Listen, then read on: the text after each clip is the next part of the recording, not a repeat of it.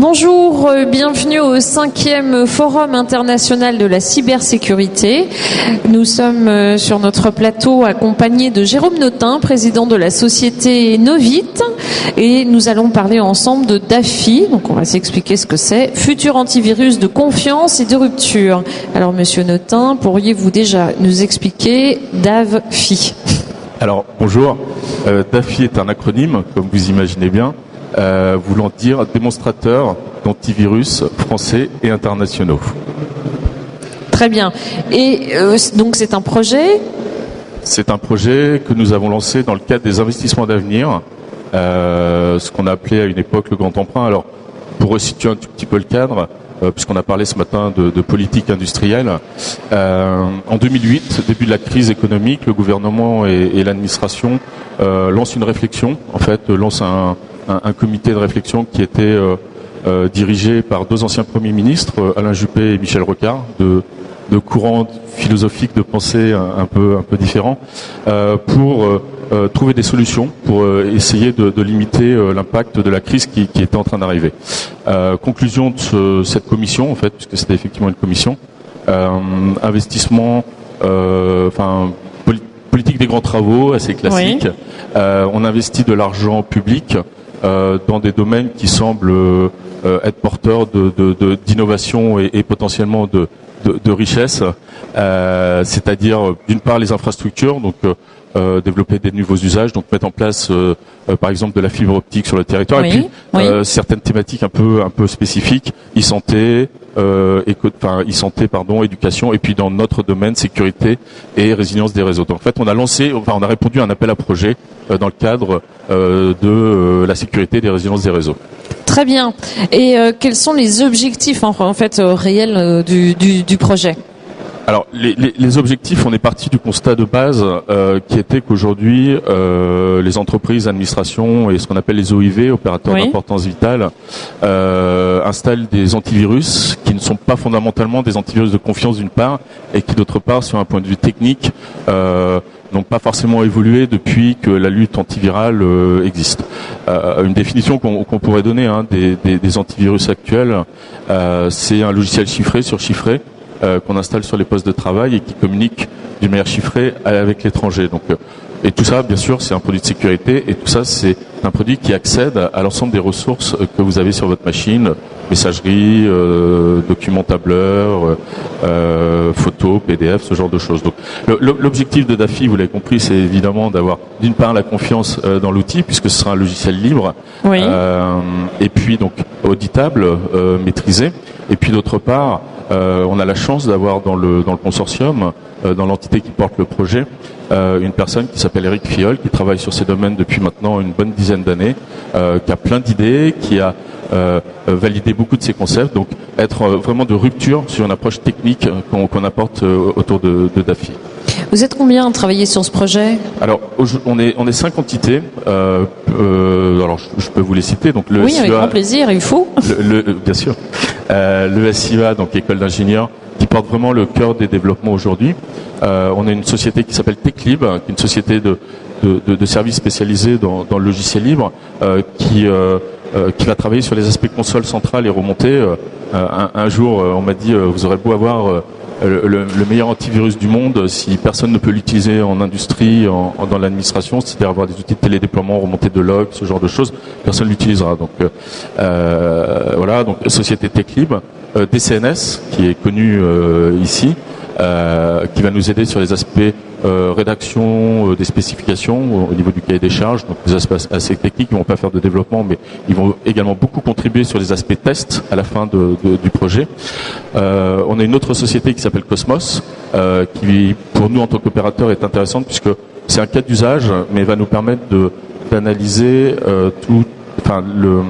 les fichiers qui transitent sur des nouveaux protocoles. Alors je ne vais pas trop rentrer dans le détail, mais aujourd'hui, pour aller très vite, en tant qu'opérateur, on est capable d'analyser les flux qui transitent sur des flux de type messagerie, web, oui. FTP.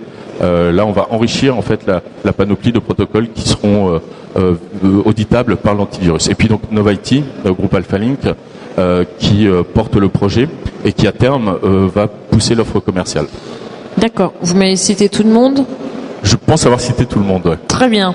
Est-ce que vous avez créé, enfin, je crois savoir que vous avez créé un comité, en fait, des utilisateurs. Tout à fait, ouais. Vous pourriez nous en parler ? Alors, le comité d'utilisateurs, ce sont des réunions assez informelles qu'on organise.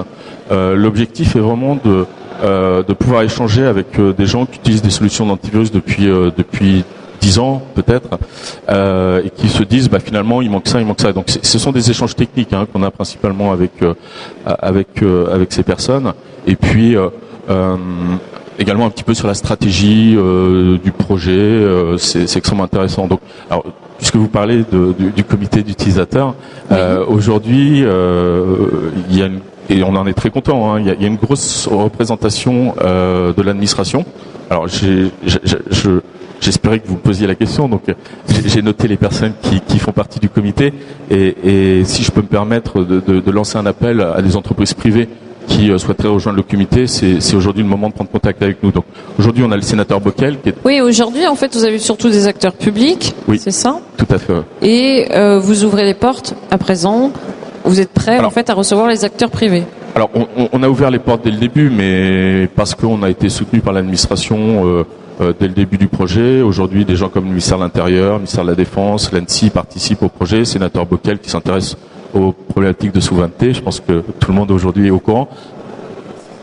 Ces entités ou ces personnes font partie du comité d'utilisateurs, mais on a une grande banque française qui participe, on a un industriel, on a une société de conseil, mais voilà, on a quand même une grosse représentation des gens de l'administration. On aimerait pouvoir avoir un certain équilibre, parce que les besoins sont pas les mêmes.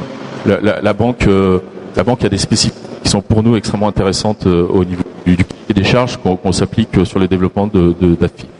D'accord. Alors, vous vouliez me parler du comité des utilisateurs. Oui, alors je vous ai déjà donné quelques noms. Je pense que. Moi, je suis curieux, je veux tout savoir. Alors, si vous avez des noms, vas-y. Alors, j'ai ma liste. Donc, côté étatique, administration, donc le sénateur Bockel, l'ANSSI, le ministère de la Défense, différentes entités, donc DGA, DGSIC, DIRISI et services de santé des armées. Ministère de l'Intérieur, il y a côté police. DSIC et côté gendarmerie, STS Carré qui participent également, qui nous accueillent aujourd'hui, on en est très contents. Ministère de l'Éducation nationale, le pôle de compétences logiciels libres va beaucoup nous aider sur les aspects tests. L'IRSN, Institut de recherche en sûreté nucléaire, qui a des besoins forts de confiance, enfin comme toutes les entités que j'ai citées, mais également eux, donc besoin fort de confiance dans les outils et d'avoir des outils un peu plus évolués que ce qu'il y a aujourd'hui. Services du Premier ministre également font partie de notre comité. Côté privé, on a donc cette grande banque française qui m'a pas encore donné l'autorisation de les citer, mais je doute pas qu'ils le fassent rapidement. Ils sont de quelle couleur ? Ils m'ont pas donné l'autorisation de les citer, donc c'est une banque de réseau française. Et puis, banque de réseau, il y a plus que... Je sais pas s'il y a encore que des banques de réseau en France, mais ça c'est un autre débat. Société de conseil, je vous en ai parlé, donc ça c'est très important aussi, très proche des clients et de nos futurs utilisateurs potentiels. Et puis ce groupe industriel également. D'accord. Donc en fait, ce comité d'utilisateurs en fait est aussi ouvert à d'autres, à recevoir d'autres utilisateurs. Alors le comité d'utilisateurs est tout à fait ouvert aujourd'hui et on souhaite vraiment pouvoir... Sur peut-être d'autres secteurs d'activité ? Exactement. Ça pourrait être du détail, commerce de détail, grande distribution. Alors, où peut-on retrouver ces renseignements pour pouvoir vous contacter ? dafi.fr, davfi.fr. Vous avez un mail de contact. Très bien. Et on vous répondra. Parfait. Eh bien, je vous remercie, Jérôme Notin. Nous allons clôturer ensemble ces interviews. Merci beaucoup. J'espère à l'année prochaine. J'espère à l'année prochaine. Pour voir évoluer ce projet. Merci. À très bientôt alors. Merci.